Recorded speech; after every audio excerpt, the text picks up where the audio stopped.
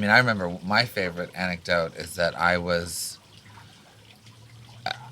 my husband and I, Jorn, we went through a period, and we'd still would like to do more, but we had two or three trips to Cuba, and this is back in the Obama years, um, and we adore Havana, and this is actually a lot of it was to go see art as well. Yeah. But anyways, but we were there. It was our first trip, and this was they had no internet there, Right. no Wi-Fi, no phone service and anything. So we brought our devices, but couldn't really use them. And I also brought James Joyce's Ulysses, and I read half of it. I mean, it was kind of amazing. It was just like the amount of whatever the energy that my brain was suddenly imbued with.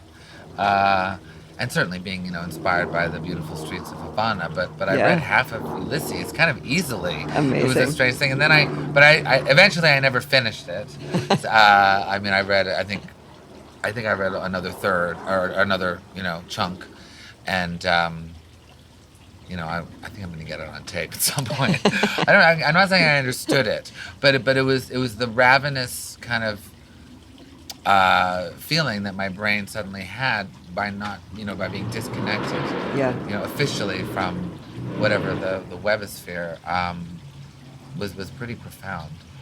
I had a similar experience, not reading Ulysses, but Yeah. taking a group of people to Cuba, and I said, like, your phones aren't going to work. Yeah, You can yeah. try and go to the lobby of the hotel and buy a 15-minute card, Yeah, but yeah. for the most Just let part, it go. and it was great. People were having margaritas at lunchtime Yeah, and yeah, or yeah, whatever yeah, yeah. drinks they were having, Yeah. and not that that's, but it's Yeah, but they just were- indicative of like the relaxation and the openness and the humor, Yeah. that was facilitated by. I know.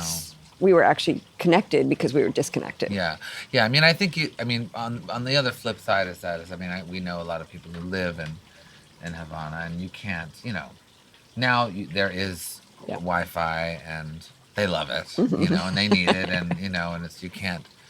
Yeah, I don't think there's any way to really go back, but I would argue that there's a kind of need at some point for a sort of moratorium on phone use at certain points of the day, some sort of cultural